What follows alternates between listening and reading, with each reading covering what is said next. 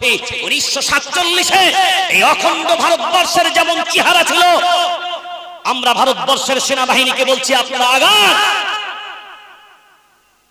এ প্রান্ত থেকে সে প্রান্ত, যে এই দেশের অংশ ছিল সব কটা দেশ আপনারা দখল করুন আর ভারতের দখলে নিয়ে আসুন, আমরা সাপোর্ট করব আপনাদের।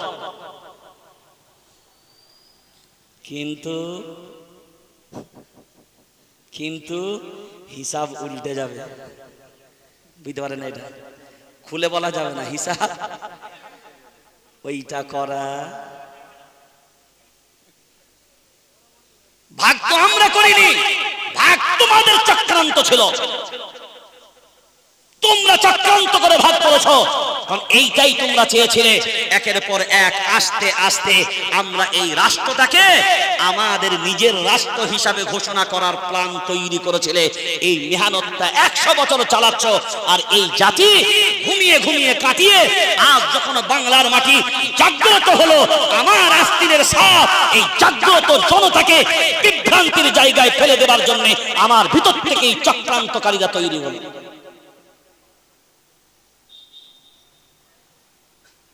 অন্যায়কে যদি অন্যায় বলতে না পারেন, সাপকে যদি সাপ বলতে না পারেন, ব্যাংকে যদি ব্যাংক বলতে না পারেন, তাহলে আপনার বেঁচে থাকার থেকে মরহুম আল্লামা দিলওয়ার হোসেন সাইদি রহমতুল্লাহ আলাইহি আকসার ছোটবেলায় প্রত্যেকটা মানুষ উনি মাসলাকি ব্যাপারে ভিন্ন মাসলাকের হলেও মানুষ কিন্তু ওনার বায়ানের, ওনার তাফসীরের অনেক ফিদা ছিল। উনি একটা কথা প্রায় উনি হুঙ্কার দিয়ে বলতেন কি, 100 বছর বিড়ালের মতন বেঁচে থাকার থেকে 1 ঘন্টা সিংহের মতন বেঁচে থাকা।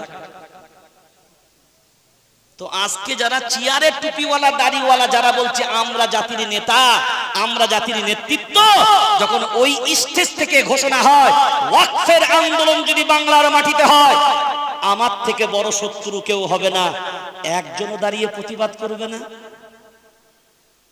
এই হাদিসটা কোথায় গেল?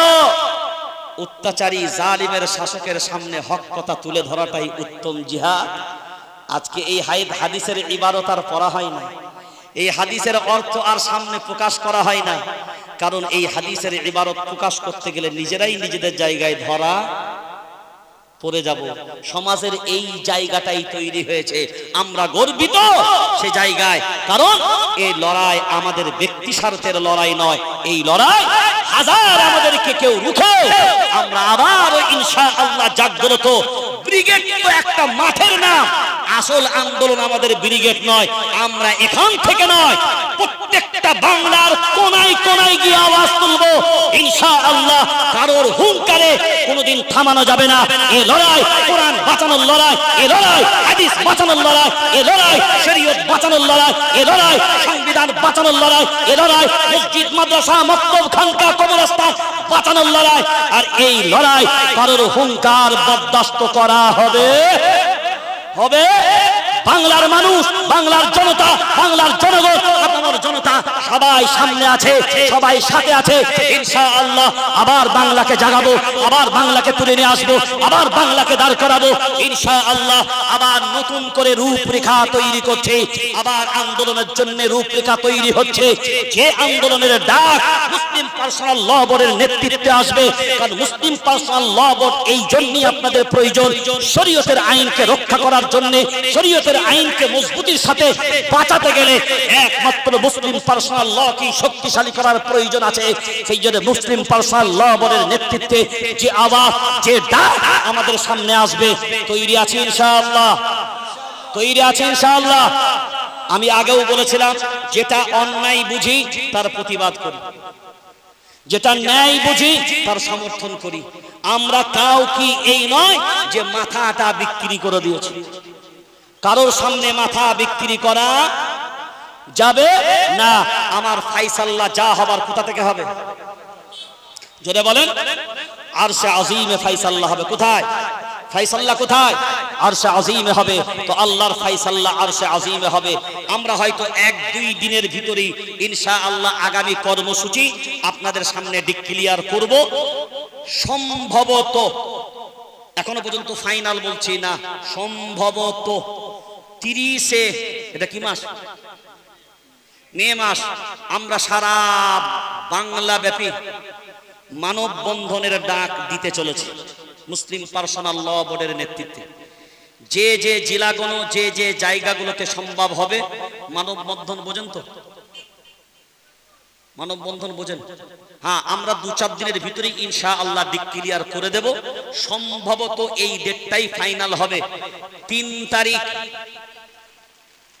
জুন মাসের, মে জুন 3 তারিখ সম্ভবত আমরা বাংলার প্রত্যেকটা জেলায় জেলায় ডিএমকে আমরা ডেপুটেশনের চিন্তা ভাবনা নিয়েছি।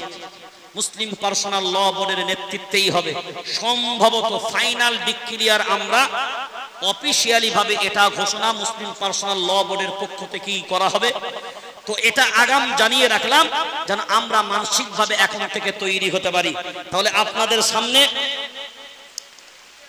কোরআনুল কারীমের দলিল দিলাম, হাদিসের দলিল দিলাম। এবার বলেন হাদিসের দলিলের ব্যাখ্যা করতে করতে এতদূর পর্যন্ত আসলাম। তাহলে সাদকায়ে জারিয়া এটা হলো আল্লাহর মাল। কার মাল? জোরে বলেন। তাহলে এই মাল যদি কেউ নিতে চায় কার কাছে পারমিশন চাইতে হবে? জোরে বলেন। আল্লাহর কাছে পারমিশন চাইতে হবে। যতদিন পর্যন্ত আল্লাহর সিগনেচারের পারমিশন না দেখাবে ততদিন পর্যন্ত এই আন্দোলন কারণ মাল তার, মালিক তিনি, অনুমতি দিবেন তিনি। তার মাল অনুমতি দিবার ক্ষমতা আমার 14 গোষ্ঠীরও নাই। এটা আমরা দিতে পারবো না।